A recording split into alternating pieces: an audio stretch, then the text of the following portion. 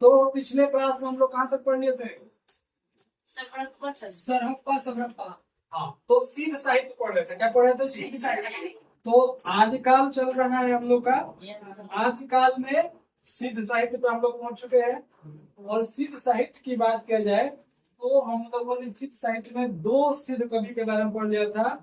एक पहले थे सरहप्पा, दूसरे से सरहप्पा। ठीक है, तो ये दोनों को पढ़ लिए थे। अगर थोड़ा सा रिवाइज कर लेते हैं इसके बारे में, तो अगर बात किया जाए कि सिद्धों की संख्या कितनी बताई गई? 84 सिद्धों की संख्या को बताया गया। ठीक है, अगर बात किया जाए कि सिद्धों का निवास स्थान कहाँ पे था? श्री पर्वत। तो श्री पर्वत उनका क्या था जी? निवास स्थान था। ठीक है, अगर बात किया जाए 84 सिद्धों का नाम आचार्य रामचंद्र किसने दिया था? तो क्या बताओगे?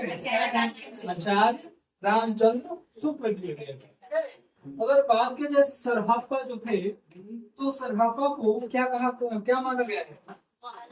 हिंदी का प्रथम कवि के रूप में माना गया सरहप्पा को। ठीक है जी। अगर बात की जाए सरहप्पा का नाम, सरहप्पा का प्रारंभिक नाम क्या था? राहुल। और बौद्ध धर्म अपनाने के बाद हाँ, तो बौद्ध धर्म को अपनाने के बाद नाम अलग हो जाएगा। अब प्रारंभिक नाम कुछ और है। ठीक है, अगर बात की जाए सिद्धों में सबसे पुराने सिद्ध कवि कौन से? सरहप्पा। तो सरहप्पा होंगे। ठीक है, याद है ना सबको? अगर बात किया जाए कि इनका निवास स्थान कहाँ पे था? नालंदा बिहार में था। ठीक है जी। तो यहाँ तक हम लोग पढ़ लिए थे। अगर बात किया जाए कि सरहप्पा के ने कितने ग्रंथों की रचना किया? 32। तो सरहप्पा ने 32 ग्रंथों का रचना किया था। अगर पूछा जाए कि 32 ग्रंथों में सबसे प्रसिद्ध ग्रंथ कौन सा था? दोहा। तो चार्यापद किसका फेवरेट था? सरहप्पा का। हाँ, तो सरहप्पा का चार्यापद था। ठीक है, अगर पूछा जाए कि सहज ज्ञान संप्रदाय के प्रवर्तक किसे माना गया है, तो क्या बताओगे? सरहप्पा को माना गया है। ठीक है, अगर बात किया जाए कि जो काव्य होता है उसमें दोहा और चौपाई की शुरुआत किसने किया था? तो क्या तो सरहप्पा ने किया था। तो ये था हम लोग को सरहप्पा के बारे में। अगर बात की जाए सबरप्पा, तो सबरप्पा का समय क्या है जी? 780 ईस्वी के आसपास सबरप्पा थे। अगर पूछा जाए कि सरहप्पा के गुरु का नाम क्या था, तो क्या बताओगे? सबरप्पा के गुरु का नाम सरहप्पा है। हाँ, सबरप्पा के गुरु का नाम था सरहप्पा। ठीक है, अगर बात किया जाए कि सबरप्पा के कितने ग्रंथ थे, तो कितना बताओगे? 26 ग्रंथ थे। ठीक है, अगर पूछा जाए कि सबसे प्रसिद्ध ग्रंथ कौन सा है, तो क्या बताओगे? चार्यापद इनका सबसे प्रसिद्ध ग्रंथ था। अगर पूछा जाए कि सिद्धों में उलटवासियों का प्रयोग सबसे पहले किसने किया था? सरहप्पा। ठीक है, तो यहाँ तक हम लोगों ने पढ़ लिया था। ठीक है जी, और पीछे का लगभग सब कुछ रिवाइज कर दिए। अब हमें आगे पढ़ना है लुइपा। आगे किसके बारे में पढ़ना है? लुइपा के बारे में। ठीक है, इसमें लास्ट में पा जरूर आएगा। ठीक है, तो लुइपा, तो ये 773 के आसपास का थे। Time period. हाँ, टाइम पीरियड। तो लिखो लुइपा 773 ईस्वी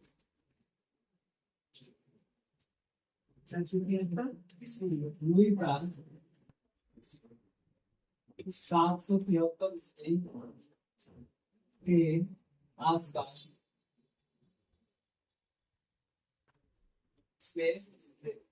मैंने 773 ईस्वी के आसपास में इनका जन्म हुआ था। ठीक है जी, लुइपा का। किसका?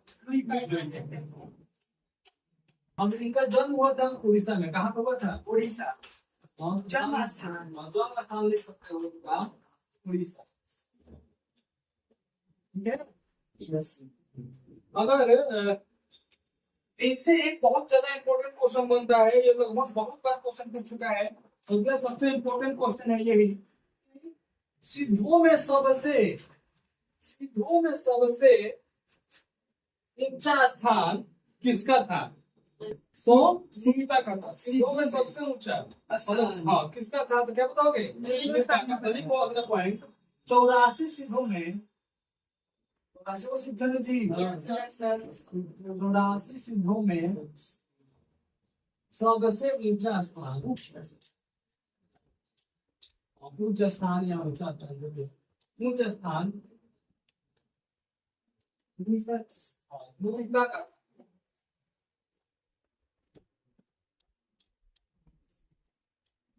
ठीक है, इसको इम्पोर्टेंट बना देना है। मेरे क्वेश्चन रिपीटेड क्वेश्चन है, पूछता रहता है ये क्वेश्चन। तो 84 सिद्धों में सबसे ऊंचा स्थान द्वीपा का था। ये मत मान लेना कि सरहपा का था, सबरपा का था। ठीक है, हाँ। देखो इनके गुरु का नाम कौन थे? इनके गुरु कौन बताएगा? हम बताएंगे। बताओ। सबरप्पा। हाँ, इनके गुरु का नाम सबरप्पा था। क्या था? सबरप्पा था। ठीक है जी। सरहप्पा के शिष्य थे सबरप्पा, सबरप्पा के शिष्य थे लुइपा। ठीक है, हाँ समझ में आ रहा ना? Yes sir.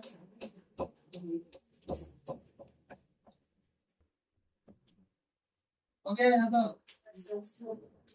देखो, इन्हें सहज धर्म का प्रथम आचार्य है। सहज धर्म का प्रथम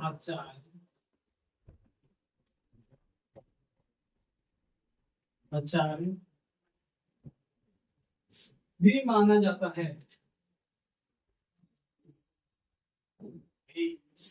माना जाता है।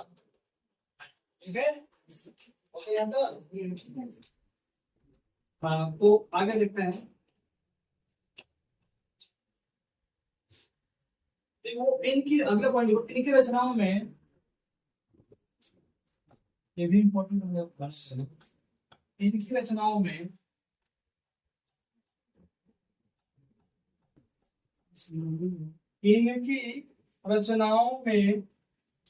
अपभ्रंश, नाम सुना? अपभ्रंश,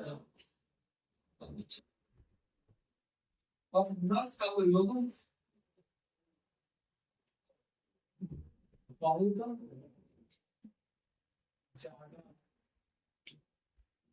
हुआ है। ठीक है जी।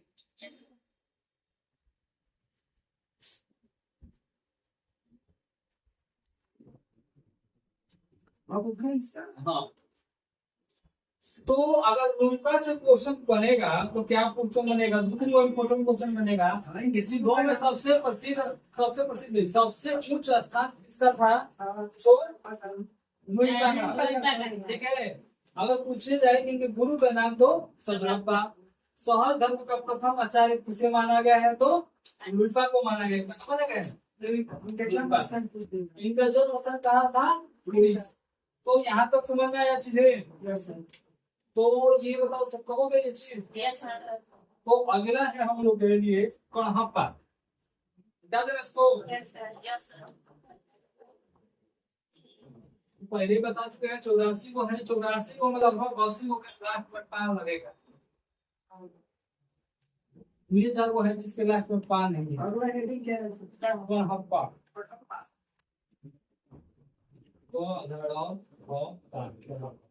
ठीक है, ये 820 के आसपास। 820। ठीक है, लिखो इनका जन्म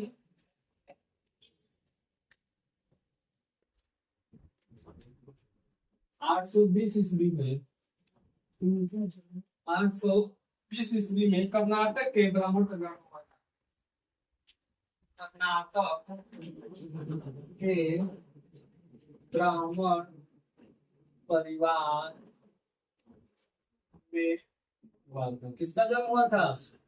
कणहप्पा का। हाँ, तो कणहप्पा का पहला पॉइंट ये है, इनका जन्म कहाँ हुआ था? कणहप्पा का जन्म हुआ था कर्नाटक के ब्राह्मण परिवार में। ये 820 ईस्वी के समय पे जन्म हुआ था। ठीक है जी, हो गया।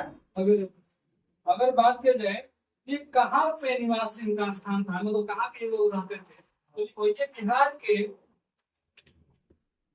ये बिहार के सोमपुरी में रहते थे। कहाँ पे रहते थे? सोमपुरी। सोम में रहते थे। कौन? गणहप्पा। गणहप्पा। ठीक है, देखो तुम लोगों में से क्वेश्चन अगर पूछेगा तो सरहप्पा से पूछेगा, सबरप्पा से पूछेगा, लुइपा से पूछेगा। इससे क्वेश्चन तुम लोगों में नहीं आएगा, क्योंकि बहुत हाई लेवल क्वेश्चन जब बनाए जाए, बनाने का मन होगा किसी को, सब यहाँ से पूछे। ठीक है, इनके गुरु का नाम जालंधरप्पा। अजीब से नाम है तो डरना नहीं है। उनके गुरु का नाम, बायो जब पढ़ते हैं तो बायो का नाम अजीब से आता है, डर तो नहीं है। Yes sir. ठीक है जी, तो यहाँ पे भी डरना नहीं है।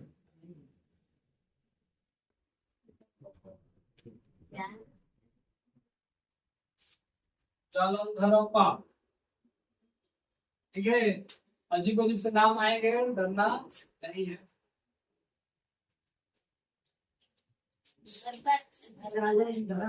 जा ल आंग बलंदर पे धरप्पा। ठीक है,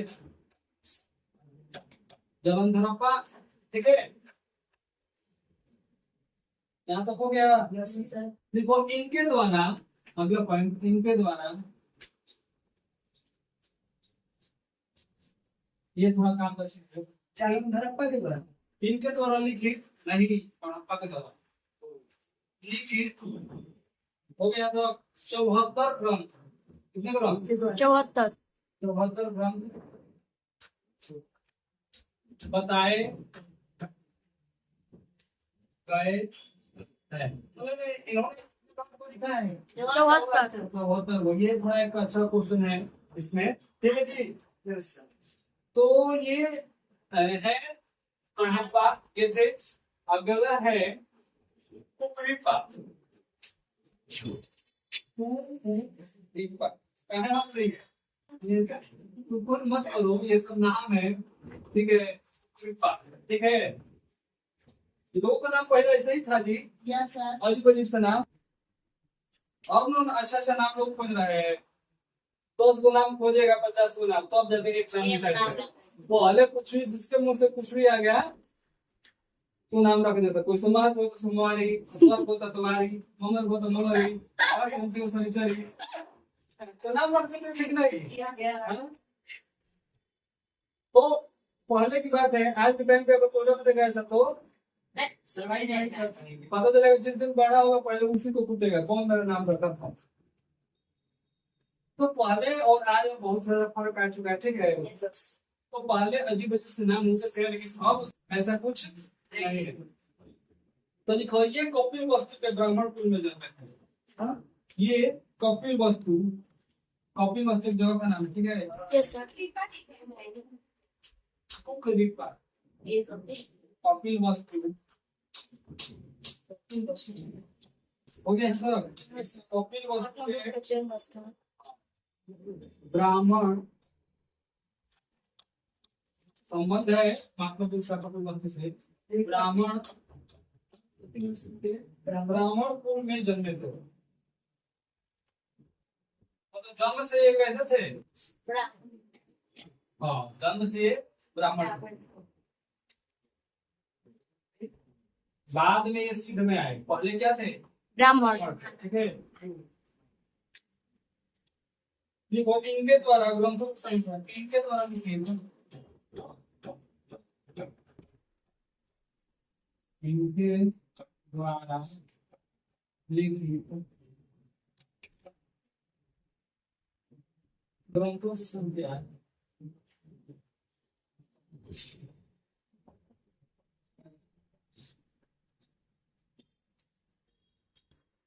16 बताई गई। 16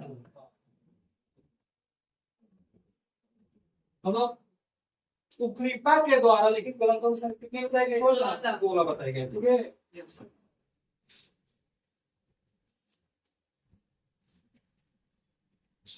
हो गया। Yes sir.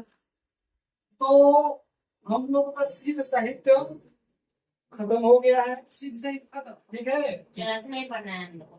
तो सिद्ध साहित्य में 84 को सिद्ध है, लेकिन 84 के बारे में हमें नहीं पढ़ना है। जो हमारे काम का चीज था लुइपा तक था। ठीक है जी, फिर भी हम लोगों ने 2 को एक्स्ट्रा पढ़ लिए, हड़प्पा और कुकरीटा के बारे में, ठीक है। अगर आगे से अगर हमें पढ़ाना होगा, ये क्लास चलेगा, तो हम लोग सिद्ध के बाद आता है नाथ। क्या आता है? नाथ नाथ साहित्य। साहित्य। कोई गोरखनाथ का नाम सुना है? Yes sir. बस नामे सुने होंगे, लेकिन पता नहीं होगा कैसे कैसे वो आया है। हाँ, ये आए नहीं पता हैं है। गोरखनाथ जो है, गोरखनाथ मंदिर जो गोरखपुर में है, वो कौन से भगवान के नाम पे रखा गया है या कैसे आए हैं, इसके बारे में नहीं पता है। मुझे पता है। लेकिन अब ये समस्या खत्म हो जाएगी कल। अभी कि इसके बारे में समझ लेंगे, जान लेंगे कैसे आए हैं, ठीक है जी। तो इससे पहले हम लोगों ने क्या पढ़ा है, इसका रिवाइज मार लेते हैं फट से।